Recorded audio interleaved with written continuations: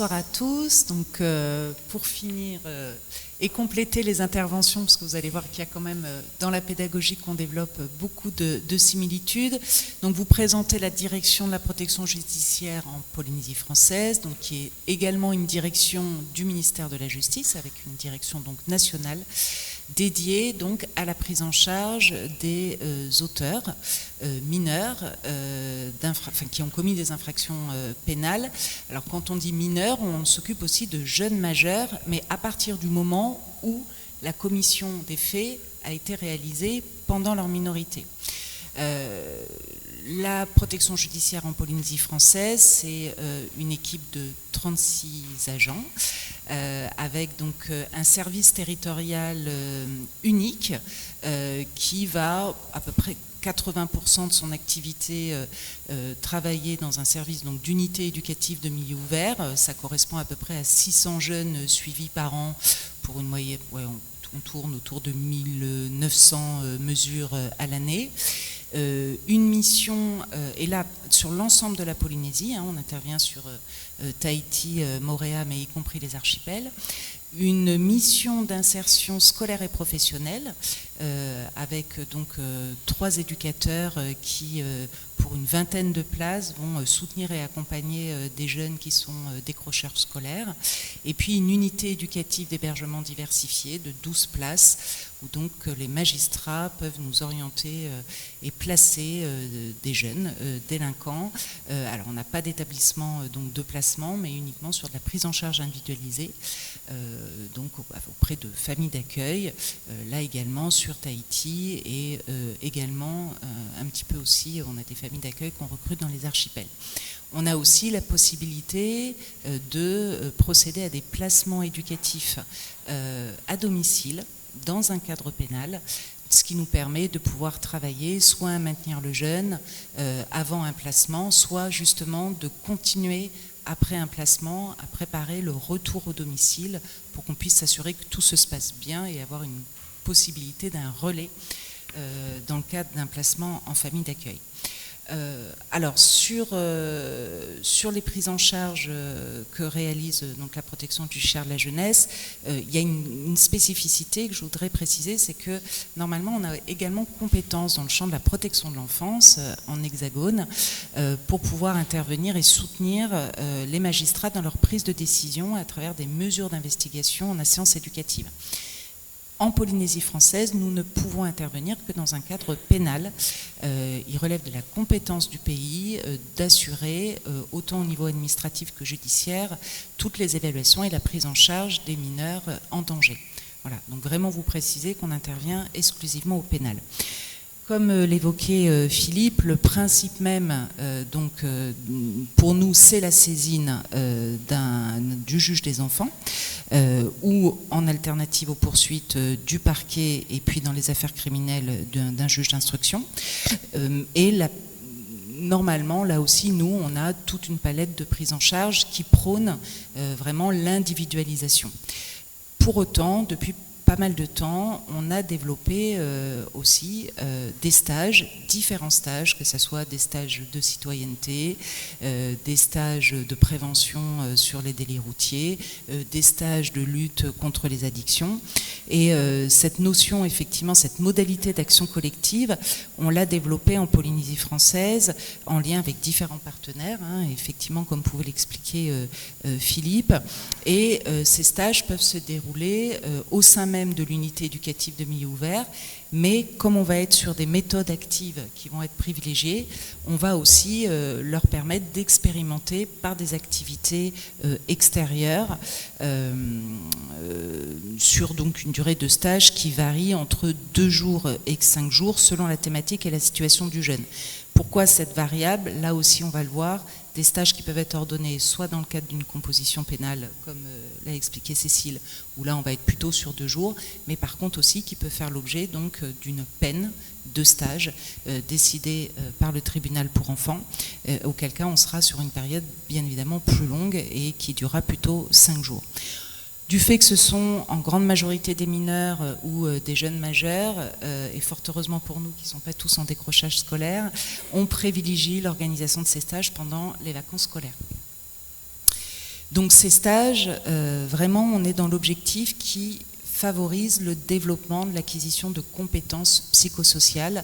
Philippe en a énuméré plusieurs, mais c'est là où on s'est dit que ça nous semblait effectivement pertinent de pouvoir proposer aussi un stage de violence intrafamiliale et même de violence conjugale, y compris pour des auteurs mineurs.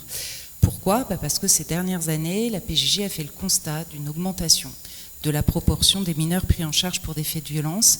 Ça représentait à peu près 26% du total donc, de notre activité en 2024 et 24% en 2025. Par violence, on comprend les violences physiques, mais également donc, les violences conjugales chez des mineurs qui sont déjà en couple. Alors ça reste effectivement pour nous marginal puisque le retour qu'on a sur 2025 c'est 18 jeunes qui ont été orientés donc sur un stage sur les violences intrafamiliales. Dans ces 18 jeunes, nous avions 8 filles, donc pour 10 garçons. Ce projet donc, de mettre en place un stage vif, ça a vraiment été le fruit d'un constat partagé avec le parquet, les magistrats du tribunal pour enfants et sur la nécessité de se dire qu'est-ce qu'on peut privilégier comme mesure. Alors c'est ce que évoquait Philippe tout à l'heure dans l'échelle des réponses pénales qui peuvent être données pour pouvoir répondre au mieux et essayer de prévenir cette récidive. D'autant qu'effectivement, je rejoins là aussi ce qui vous a été dit. Le constat que nous avons fait, c'est que les mineurs que l'on prend en charge dans le cadre de ces stages, ils ont été en grande majorité victimes de violences intrafamiliales eux-mêmes pendant l'enfance.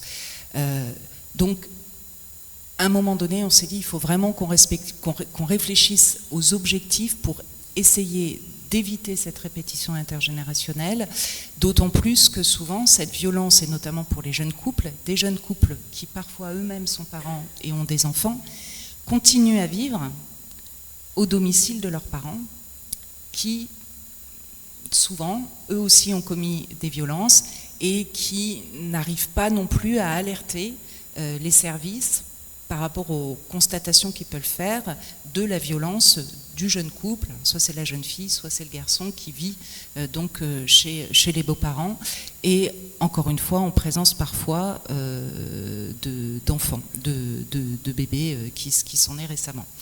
Donc l'objectif de ce programme VIF, c'était de se dire qu'il fallait qu'on essaye de travailler sur la prise de conscience de la gravité des violences, quelle que soit leur forme, essayer au plus de leur faire comprendre leur responsabilité pénale et civile, notamment sur les faits commis au sein du couple, et puis bien évidemment les conséquences en cascade pour le mis en cause par rapport à son droit de garde, par rapport à son autorité parentale dès lors qu'il y avait des enfants.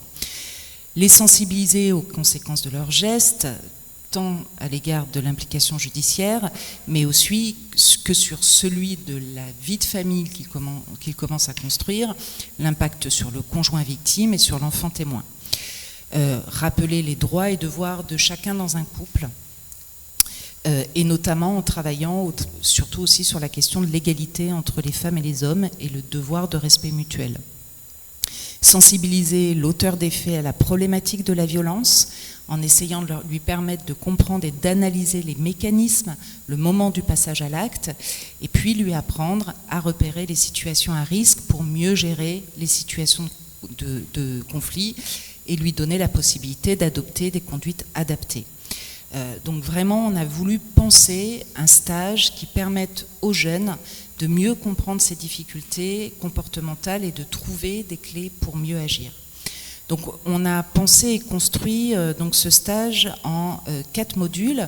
Un module qui se porte là aussi sur le cadre juridique, la définition et les mécanismes des violences intrafamiliales, en essayant de leur faire comprendre, là aussi, Cécile le rappelait, toutes les formes de violence, verbales, physiques, sexuelles, psychologiques et affectives, les autres formes de violence aussi qui peut y avoir, matérielles, économiques, et puis aussi voilà, les violences parentales. Là aussi, ce qui est important, c'est que souvent, on doit reprendre dans la présentation de ce cadre, comme souvent ils ont été victimes eux-mêmes, voilà, leur faire prendre aussi conscience que ce qu'ils ont vécu en tant qu'enfants n'était pas normal, était interdit par la loi. Et parfois même, on peut accompagner ces jeunes vers des dépôts de plainte. Alors, pour essayer de leur faire comprendre ce cadre juridique, on fait intervenir la Maison de la protection des familles, dont on vous a parlé tout à l'heure au niveau de la gendarmerie. On a aussi un outil qui s'appelle l'Expo 13-18 Questions de justice, qui est vraiment une exposition spécifique pour les jeunes, et donc selon les différentes thématiques qu'on va utiliser comme support interactif. On leur permet aussi de participer à une audience en comparution immédiate au tribunal. Voilà, souvent aussi on essaye de voir si on peut, avec le tribunal, faire en sorte que lorsque c'est pendant les vacances scolaires, on puisse quand même orienter sur des procédures qui viennent aussi leur parler et qui parlent de ce sujet. On a un deuxième module qui concerne les conséquences psychologiques et physiques des violences intrafamiliales. Et là, on va travailler souvent avec les supports qui sont proposés par la MIPROF. Je ne sais pas si vous connaissez, c'est la mission interministérielle pour la protection des femmes contre les violences et la lutte contre la traite des êtres humains. Et ils font beaucoup de petites capsules vidéo. Et donc nous, on en a retenu une qui s'appelle « La souffrance des victimes, Tom et Léa ». Et ce qui nous permet ensuite de pouvoir, sur la même pédagogie des groupes de parole qui vous a été présenté tout à l'heure, d'essayer de reparler de la souffrance des victimes qu'ils ont pu voir dans ce film, d'identifier les formes de violence présentes dans le film, d'identifier les conséquences psychiques et philosophiques, psychologiques et somatiques des violences sur le conjoint et les enfants. Là aussi, pour qu'ils puissent arriver à expérimenter, nous avons le même partenaire que le SPIP, puisque nous travaillons avec Impropaco, donc des ateliers par le jeu qui sont animés par Pascaline Jamet. Donc l'idée, c'est vraiment là aussi de leur permettre de faire jouer donc, des scénettes de théâtre autour du thème des violences intrafamiliales et des violences conjugales, là aussi comme un moyen de faire émerger la parole et la réflexion. On pense surtout, alors pour les majeurs certainement aussi, mais c'est vrai que pour les mineurs, favoriser l'émergence de cette prise de conscience par le vécu, pour qu'il arrive, voilà, en expérimentant déjà ce que lui il a pu vivre, de pouvoir mettre des mots, de pouvoir le rejouer dans des scénettes avec ces ateliers, on trouve que c'est un média extrêmement intéressant. Et puis là aussi, ça permet aux mineurs de reconnaître ses limites, de dire, voilà, non, à un moment donné, je ne peux pas m'empêcher que de passer à l'acte, d'être conscient de ses émotions et d'essayer de les gérer, d'accepter aussi le conflit, parce que nous, on parle là d'adolescents, donc ils sont aussi en pleine contradiction dans la gestion de leurs émotions, d'apprendre à les gérer, d'essayer d'écouter quand effectivement on peut en face lui faire des remarques, penser toujours à un moment donné aussi à essayer de reformuler avec lui, lui dire qu'il peut demander de l'aide et donc qu'il comprenne comment savoir le demander, lui aussi accueillir et reconnaître les propres traumatismes qu'il a pu avoir. Et c'est tout ce travail-là dans le stage qui va nous permettre de poursuivre ensuite l'accompagnement et de pouvoir orienter vers les bons partenaires. Le module 3, il est spécifiquement sur le couple, avec les représentations, les influences et les attentes que les jeunes peuvent avoir. Alors, je ne vous ai pas dit aussi, mais parfois on peut avoir, alors ça dépend des situations, c'est pas systématique, mais on peut avoir dans le cadre de ces stages des violences intrafamiliales un couple qui est présent, c'est-à-dire que le garçon et la fille ont ont une orientation par le magistrat et selon la situation, parfois on pense que ça peut être pertinent qu'ils participent au même stage. Donc voilà, la notion du couple, respect, on appuie la position égalitaire dans la relation. Et là, on va aussi utiliser d'autres outils, alors notamment en faisant donc intervenir, on vous parlait tout à l'heure du stage de responsabilité parentale, la PJJ participe, on a une de nos collègues qui là aussi va intervenir, qui est assistante de service social sur l'UMO et qui va pouvoir intervenir parce qu'elle intervient dans le cadre du stage de responsabilité parentale parentale pour pouvoir présenter aussi les mêmes outils et travailler avec les mêmes outils sur cette notion de couple et de respect de couple, notamment aussi en déclinant les stéréotypes sociaux, les différentes figures parentales, et puis l'identification aussi de ses propres aspirations qu'on met et qu'on projette dans le couple. On a un outil qu'on utilise, je ne sais pas si vous le connaissez, c'est le violentomètre. Bon, j'aurais dû peut-être le projeter, mais c'est un outil en tous les cas nous qu'on trouve intéressant pour les jeunes parce qu'il permet, selon effectivement si lire, bon voilà, la personne avec qui je suis respecte mes décisions, mes désirs et mes goûts. Donc il y a marqué profite. Ça veut dire que comme il est dans le vert, la relation est saine. Quand on dit vigilance, dit stop, on va avoir rabaisse tes opinions et tes projets, se moque de toi en public, est jaloux et possessif en permanence. La jalousie, c'est souvent un fond extrêmement important pour nous chez les mineurs d'intervention. Te manipule, contrôle tes sorties. Je pense que vous avez dû déjà avoir une intervention sur le contrôle coercitif. Voilà, donc c'est des moyens. Et puis, surtout, protège-toi et demande de l'aide dès lors qu'effectivement, il va y avoir de l'humiliation, dès lors qu'il va y avoir des coups. Voilà. Ça, c'est un outil qui marche très bien avec les mineurs et qu'on utilise dans le cadre de ce stage. Le dernier module, c'est l'analyse et la maîtrise de sa violence. Donc là, on va retrouver à peu près les mêmes attendus que Philippe vous a présentés, la question du rôle des émotions, des mécanismes de la colère, de la jalousie, les addictions et les violences, parce que, pas systématiquement, mais effectivement, le passage à l'acte peut parfois être commis sous addiction. Les techniques de communication non violente, c'est aussi quelque chose qu'on essaye d'aborder avec eux. Et puis les bases d'une relation de qualité. Et là, on utilise un nouveau média qui est aussi le baptême de plongée pour qu'ils puissent expérimenter justement ce rôle des émotions. C'est pas anodin qu'on utilise le baptême de plongée aussi dans le cadre des stages vifs, parce que là, on est sur quelque chose autour de la respiration. On sait que souvent, d'une manière générale, quand même, on voit des phénomènes de strangulation ou de volonté d'empêcher. À un moment donné, ils me disent « j'avais besoin aussi qu'elle se taise, je ne pouvais plus entendre ». Donc cette tendance à aller couper le souffle. Donc on s'est dit que le baptême de plongée, au-delà de la question de comprendre effectivement la règle, l'importance de la règle et gérer ses émotions lorsqu'on est sous l'eau, il y avait aussi quelque chose qui nous paraissait important sur la question de la respiration et du souffle. Voilà. Et puis pour finir, la place des représentants légaux. On travaille donc avec des mineurs. C'est extrêmement important pour nous d'essayer d'associer les parents, de travailler avec les parents, qu'ils puissent aussi alerter, comprendre parfois, on le disait, sur les pratiques éducatives qu'ils ont pu avoir aussi un impact. On se rend compte aussi en intervenant dans les familles que la maman peut être aussi victime de violences intrafamiliales. Donc systématiquement, bien évidemment, les éducateurs de la PJJ font des signalements, mais on se dit aujourd'hui aussi que c'est pas suffisant.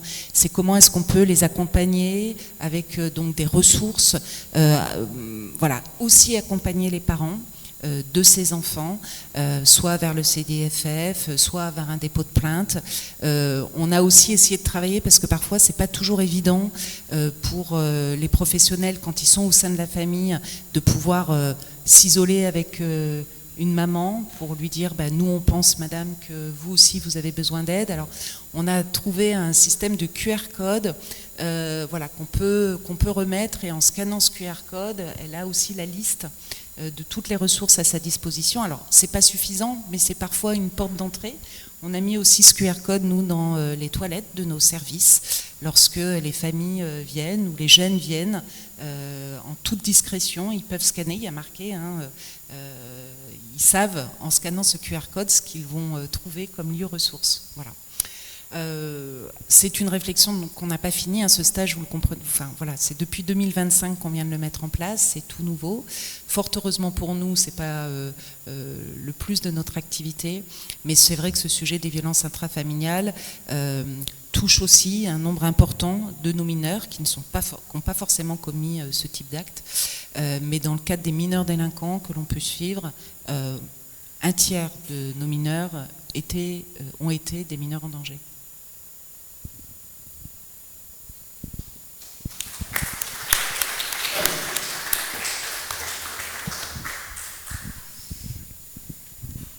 Merci beaucoup pour vos 3 interventions, c'était vraiment passionnant et j'avoue que j'ai découvert beaucoup de choses, notamment les outils utilisés qui sont très très intéressants. Et puis pour les mineurs, l'importance de la place des parents, c'est vrai qu'il faut le souligner, mais ça fait partie aussi de la prévention d'encadrer les parents pour qu'ils puissent donner les bonnes clés à leurs enfants. Est-ce qu'il y a des questions? Donc maintenant on va réserver un temps pour le débat, les questions. Est-ce que vous avez des questions à poser? Oui. Alors, je vais juste d'abord en poser une avant, parce que vous avez parlé de la coordination qui était très importante. Comment concrètement est-ce que vous travaillez, au moins vous 3 ensemble, avec vos institutions? Concrètement, vous avez des réunions mensuelles ou vous repérez par exemple une typologie de victimes et vous demandez qu'est-ce qu'on peut faire pour les auteurs pour traiter ce type de victimes, ou comment ça se passe? Voilà, après je laisse la parole au public.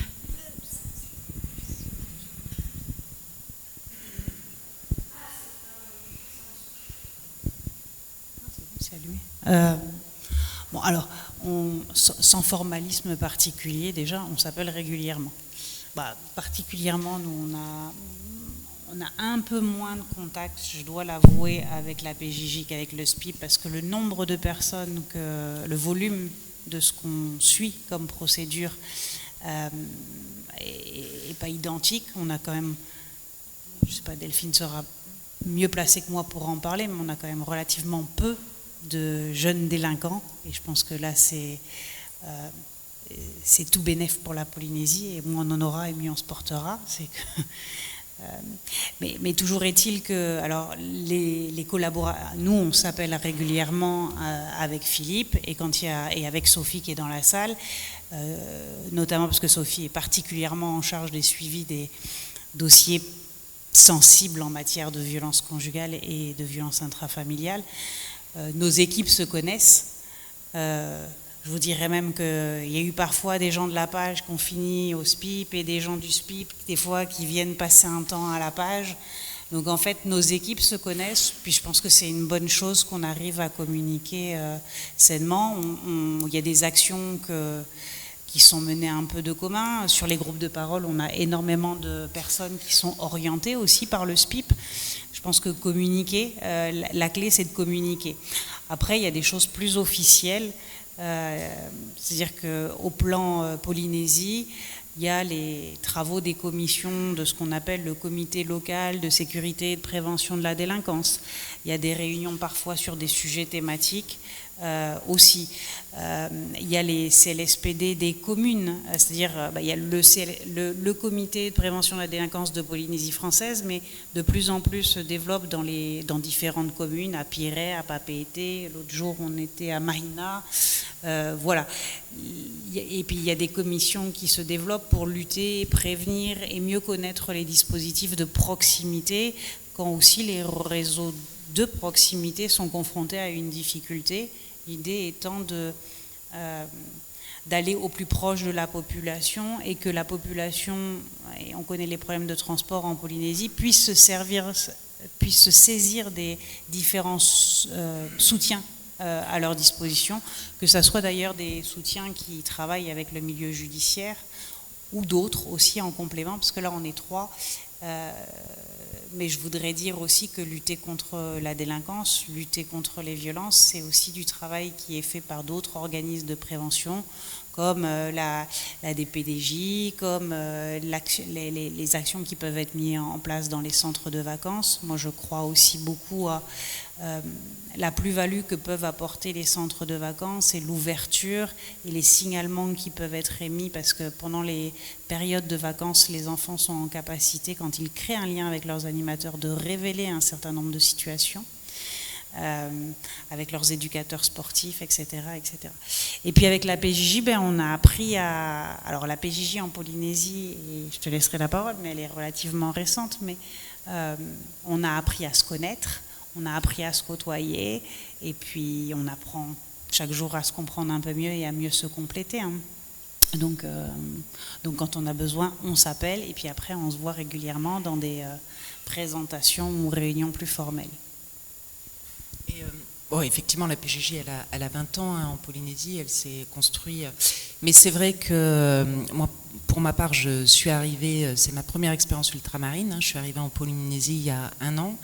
Et c'est vrai que ça a été pour moi extrêmement important de m'appuyer et sur l'expertise du SPIP et sur l'expertise de la page, d'abord pour mieux comprendre le phénomène, pour parfois même soumettre des réflexions que je pouvais avoir. Voilà, on s'est vu il n'y a pas longtemps avec Cécile et avec Philippe, je les ai interrogés sur que pensez-vous de la justice restaurative comme une autre piste qu'on pourrait proposer, y compris dans le cadre des violences intrafamiliales. Et, voilà. Et c'est des choses qui, en tous les cas pour moi, sont très précieuses, d'échanger, de partager, parce qu'on est toujours dans la recherche de quelles nouvelles actions on pourrait développer, quels indicateurs. Donc là, on travaille, voilà, je regarde Amandine Serré, qui est la directrice du STEMO, qui est présente, mais on essaye de réfléchir sur comment on pourrait affiner nos indicateurs pour mieux comprendre le phénomène, comment à partir peut-être en travaillant sur un peu les récits et les histoires de vie de nos jeunes,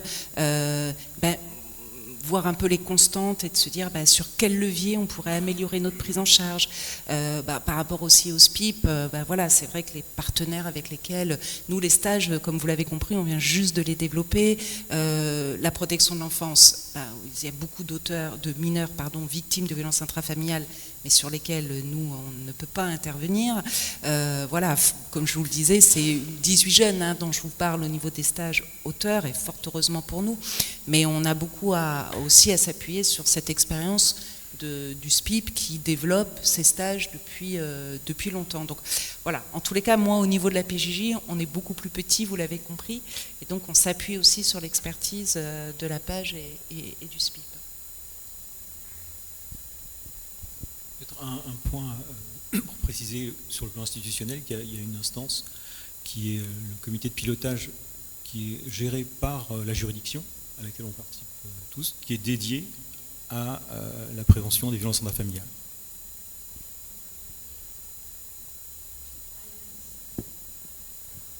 Merci de vos interventions. Je voudrais vous poser 2 questions. Une question en ce qui concerne monsieur pour l'indemnisation des victimes. Qu'en est-il quand les auteurs ne sont pas solvables? Et la deuxième question que je voulais poser concerne justement les 18 jeunes qui sont suivis. Vous avez dit qu'il y avait 8 filles et 10 garçons. C'est bien ça? Voilà. Je voudrais savoir, est-ce que c'est dans le cadre de violences réciproques ou est-ce qu'elles sont auteurs d'elles-mêmes? Et est-ce que la tendance n'est pas en train de se renverser? C'est-à-dire que jusqu'à présent, quand on voit les couples adultes, c'est plutôt l'homme qui est violent. Il y a des femmes violentes aussi vis-à-vis de leur conjoint, je ne dis pas le contraire, mais quand je vois les chiffres, là, je me pose des questions. Merci. Alors, je vais pouvoir vous répondre très, très rapidement, parce que j'avais fait le point sur ces situations. Oui, c'est sur le terme que vous avez utilisé, de la violence réciproque, voilà. Et je m'étais permis aussi de demander donc sur ces situations qui avait déclenché la violence. Généralement, la violence des filles a été en réponse à une première violence posée par le garçon.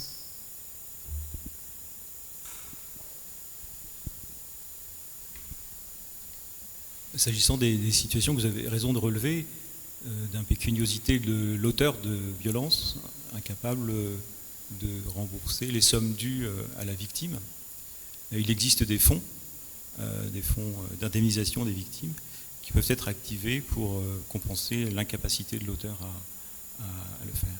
Et je pense que Cécile, accompagnant les victimes, a une expérience plus grande que la mienne en matière d'indemnisation des victimes.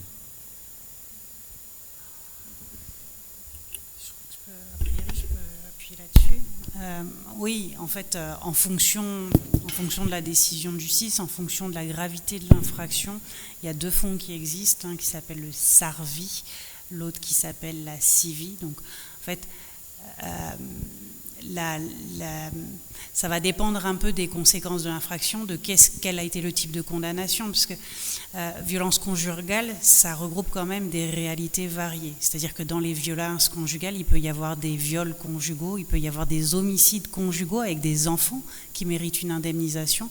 Puis là, on va être plutôt sur une indemnisation par le fonds de garantie, le FGTI.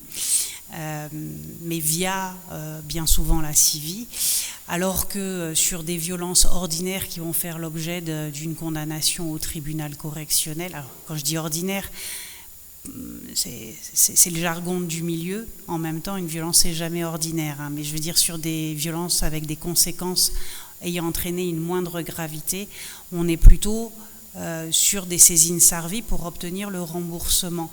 L'idée, c'est que la victime n'ait pas à courir derrière l'auteur et pour récupérer ses dommages et intérêts une fois qu'elle a une décision de justice.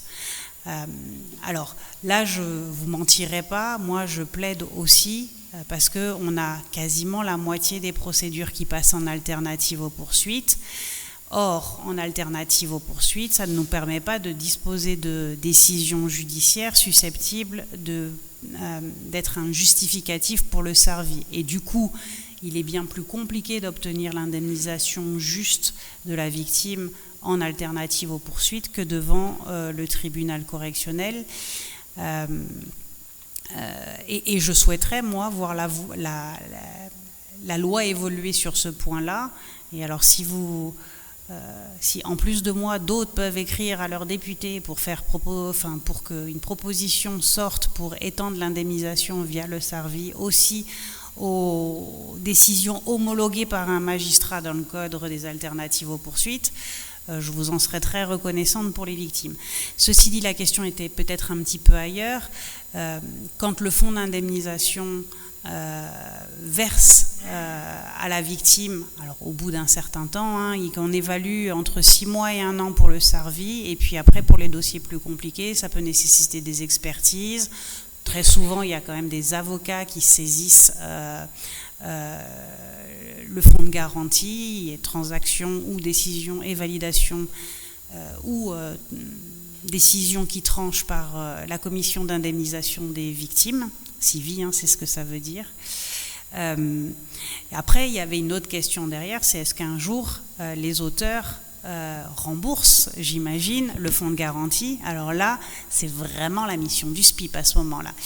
Et parce que nous, dans notre sphère, notre objectif, c'est que la victime soit indemnisée. Moi, j'avoue qu'en tant que citoyenne, je compte sur le SPIP pour que justement, pour assurer le suivi de la mesure auprès des auteurs et le remboursement de ces fonds-là. De ce que j'en sais, mais je rendrai la parole à Philippe, bien souvent le suivi du SPIP s'arrête avant la fin du remboursement par l'auteur du fonds de garantie. Ceci dit, la dette, juridiquement, elle survit à la saisine du SPIP et au suivi par le CPIP. Donc l'État peut récupérer parfois par différents moyens les fonds. Et au besoin même, en vendant une terre, une voiture ou autre chose pour pouvoir indemniser la victime. Il y a des choses qui sont possibles. Les services qui remboursent la victime se retournent vers l'auteur aussi. C'est-à-dire que le SARVI, lorsqu'il fait un versement à la victime, va aller chercher auprès de l'auteur la compensation du versement de l'indemnité qu'il a réalisée. De notre côté, au SPIP, le travail que l'on fait, c'est un travail d'évaluation de la capacité financière de la personne. Et il est tout à fait fréquent que des personnes soient dans des situations d'impécuniosité majeure. Il y a aussi un certain nombre de personnes qui s'arrangent pour dissimuler les revenus dont ils disposent. C'est de cela dont il faut qu'on parle sans doute. Et dans ce cas-là, on a naturellement la possibilité, puisqu'on est saisi par un magistrat, de lui rendre compte de la difficulté qu'on rencontre. Et le magistrat va rappeler à la personne l'obligation qu'elle a. Dans certains cas, lorsque la personne ne répond pas à l'obligation qui lui a été fixée, le magistrat peut décider, sur réquisition du parquet, et lors d'un débat contradictoire avec la personne, de révoquer sa mesure, c'est-à-dire là où il y avait un sursis probatoire avec obligation de rembourser la victime, ce sursis, il était calé sur une peine d'emprisonnement, c'est la peine d'emprisonnement qui serait mise en œuvre, parce que l'obligation n'est pas remplie. Et une autre modalité qu'on utilise quand même assez fréquemment, parce que les prisons, vous le savez sans doute, sont vraiment, vraiment pleines, on utilise aussi la prolongation de la mesure, c'est-à-dire qu'une mesure qui était prévue pour 24 mois va être rallongée de 12 mois, au cours desquels on attend de la personne qu'elle réalise l'obligation qui lui a été assignée.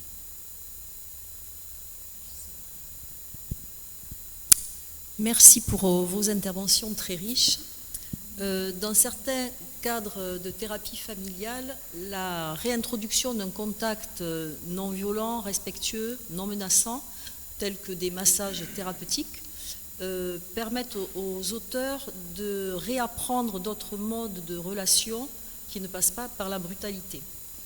Cela peut aider peut-être dans certains cas à désamorcer des schémas de violence qui sont intégrés par cette rééducation comportementale. Que pensez-vous donc du coup, alors pour les auteurs c'est intéressant, pour les victimes aussi, de se réadapter leur schéma corporel de façon, alors ça se travaille dans le temps bien sûr, que pensez-vous de ces démarches-là? Parce qu'on n'en entend jamais parler depuis le début de cet accompagnement qu'on peut faire auprès de la personne juste sur un toucher qui est à la base l'origine des violences pour la plupart du temps, mais qui peut être aussi salvateur à l'issue de ça. Alors, voulez-vous que je sois politiquement correcte ou que je sois franche? Franche. Ok. Je vous dirais que c'est le type de mesure, pour notre part, qui est difficilement finançable.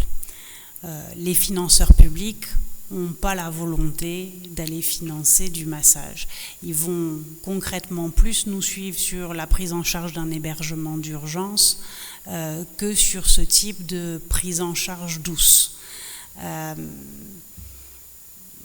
Voilà, alors on a pu par exemple aussi inclure ce qui était inenvisageable il y a 20 ans quand j'ai commencé. On a réussi à financer des séances sur de la communication non violente, ce qui aurait été inenvisageable il y a 20 ans. Donc je pense que les financeurs s'adoucissent et ont leur vision qui s'élargit.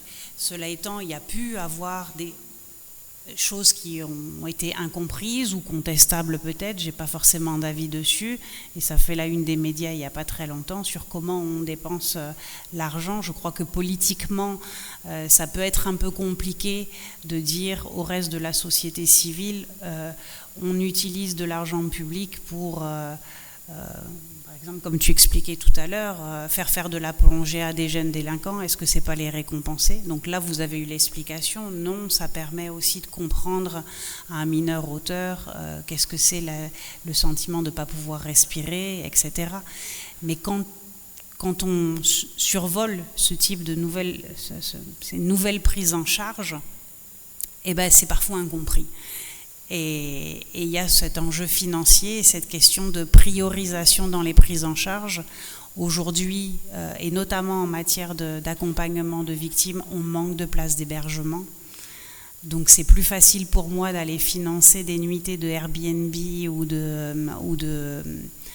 d'urgence dans une pension de famille que d'envisager ceci. Mais il n'y a rien d'inenvisageable, mais c'est vrai que c'est aujourd'hui pas forcément dans la priorité. Et puis après, je pense que c'est pas forcément pour tout le monde non plus. Je crois que souvent il faut une préparation.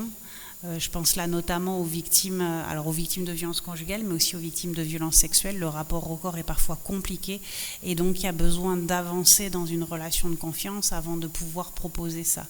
On a pu mettre en place du surf-thérapie, par exemple, pour un certain nombre de victimes qui avaient été de victimes d'inceste ou de violences sexuelles, et on avait monté le projet il y a 2 ans. Ça s'est avéré très, très intéressant. Mais en même temps, c'est très exigeant parce que ça peut être que des petits groupes, c'est sur du long terme, et le rapport entre le coût et la lenteur et le nombre de victimes qu'il y aurait à prendre en charge par ailleurs est souvent vu de manière très nuancée par les financeurs. Alors je comprends bien toutes ces problématiques, mais juste pour information, j'interviens au service d'addictologie auprès de patients qui sont donc dans des situations d'addiction, mais pour la plupart suite à des violences intrafamiliales depuis déjà plusieurs années, et on a des résultats quand même assez spectaculaires. Alors je comprends que ça a un coût, je comprends tout ça, mais je trouve quand même fort dommageable qu'avec un outil relativement simple, avec certaines formations bien sûr, mais qu'on puisse quand même faire un bien inouï. Enfin, je travaille avec des psychiatres, des psychologues et tout, qui sont assez surpris du résultat qu'on peut avoir sur 2 ou 3 séances seulement. Voilà, c'était juste ma question. Merci. Je pourrais juste répondre que, alors, sur le rapport au corps, dans les programmes que je vous ai décrits, il y a une dimension qui est dédiée, notamment dans le cadre des séances de sophrologie.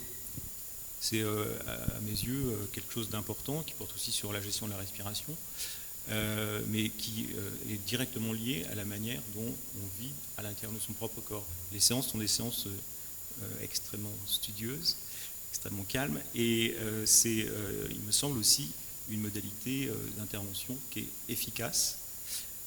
Mais je rejoins Cécile, l'ensemble de ces dispositifs-là, je vous ai parlé tout à l'heure de médiation animale, la sophrologie, tous ces dispositifs-là, si on les met en œuvre, à la clé, il faut qu'on envisage des outils d'évaluation assez affinés.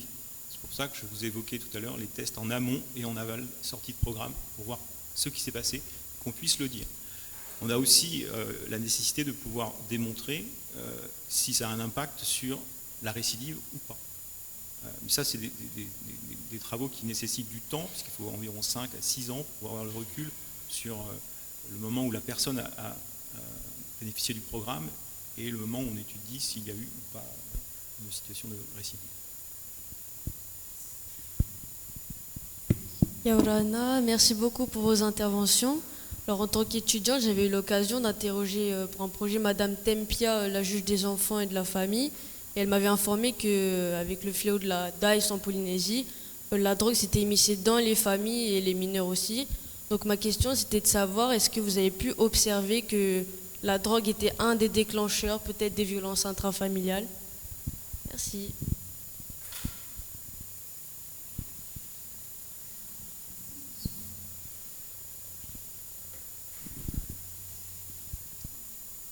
Pour le coup, à la PJJ, là, sur les 18 situations que j'ai évoquées,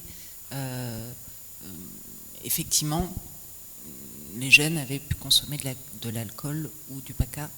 L'AIS reste encore, nous, dans les prises en charge à la PJJ, résiduelles. On est plutôt sur des... Alors, c'est vrai que nous, même les jeunes qu'on ne suit pas dans le cadre d'une infraction liée aux stupéfiants, lorsqu'on travaille avec eux sur un bilan de santé, on a 70% des jeunes qui disent qu'ils consomment très régulièrement du cannabis, les consommations d'alcool festives le week-end. L'AIS aujourd'hui, bien évidemment, impacte nos mineurs délinquants, mais pas systématiquement dans le cadre des violences intrafamiliales. Mais là aussi, on est quand même sur un nombre très réduit, donc je ne peux pas du tout faire de généralité. D'autres questions ?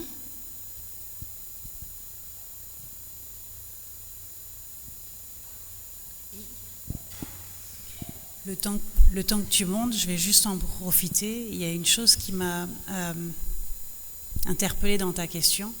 C'était est-ce que la drogue ou l'AIS, je ne sais plus comment tu as formulé, mais provoque la violence.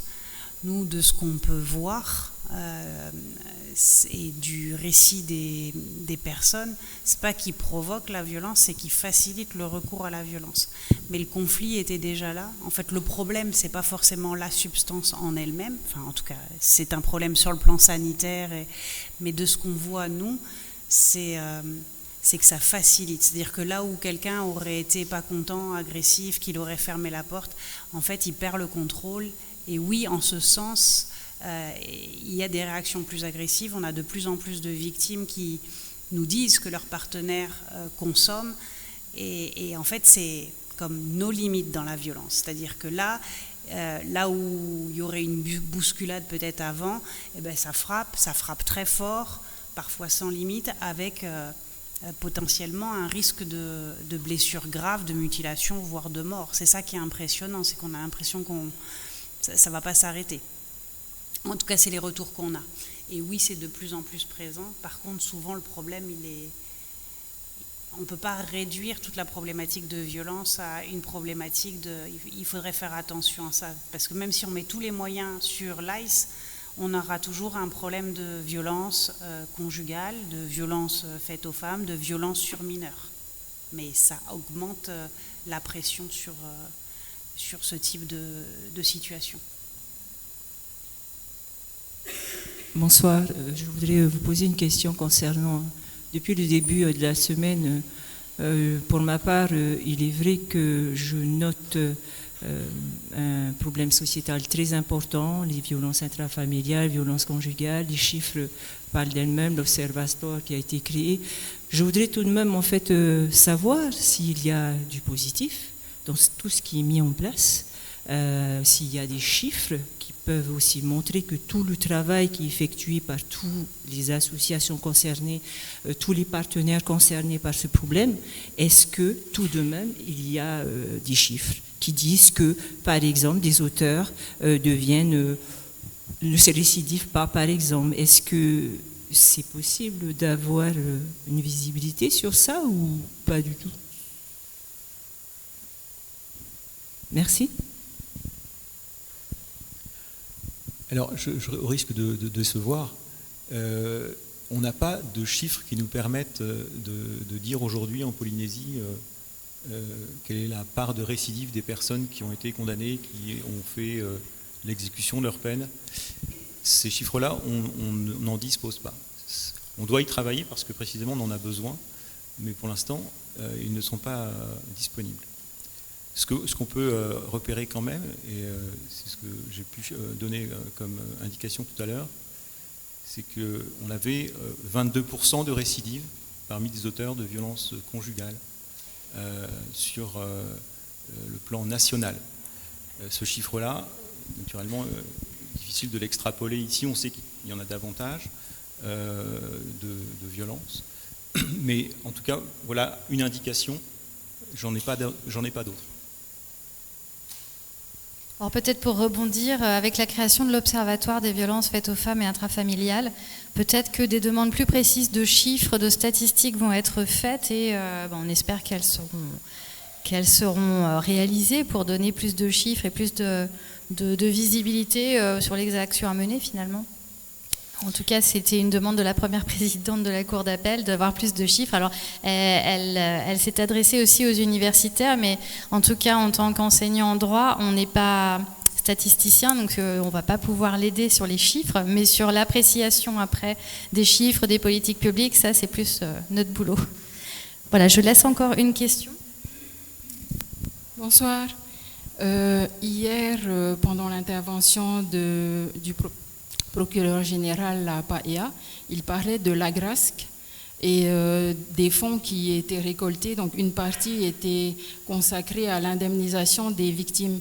Est-ce que c'est toutes les victimes dans différents types d'affaires ou uniquement dans le cas des drogues? Enfin là, c'était, je pense, l'Anis Barbecue, c'était pour une affaire de drogue. Donc est-ce que l'AGRASC récolte des fonds avec la vente des biens et reverse à tout type de victimes? Alors, en fait, la GRASC reverse une partie de ce qu'elle récupère au budget, notamment du fonds de garantie dont on parlait tout à l'heure. Alors, ce fonds de garantie, il indemnise, il prélève une partie sur chacune de nos assurances, il y a un prélèvement là-dessus, mais Sarvi, Civi, enfin ce qu'on appelle FGTI, le fonds de garantie a plusieurs antennes, dont le Sarvi, dont le fonds de garantie pour les victimes d'infractions et d'actes de terrorisme, d'actes de terrorisme et d'infractions, et puis le FGA, FGAO, avec le fonds de garantie pour les victimes notamment d'accidents de la circulation, issus de la loi Badinter. Et la GRASC alimente en partie. Après, la GRASC, il alimente aussi la MILDECA notamment, la mission interministérielle de lutte contre les drogues et toxicomanie, qui elle finance un certain nombre de mesures visant à prévenir la commission d'infractions, visant à sensibiliser sur les consommations d'alcool et de drogue aussi. Et par exemple, on a pu, alors nous sur le pôle auteur, bénéficier du soutien de la MILDECA pour pouvoir mener des actions de responsabilisation aussi sur les auteurs d'infractions. C'est la MILDECA aussi après qui va financer parfois du matériel de vidéosurveillance, le FIPD aussi, la grâce qui me semble est en partie financée finance en partie le FIPD aussi, contribue en tout cas au financement du FIPD, me semble-t-il. Une dernière question.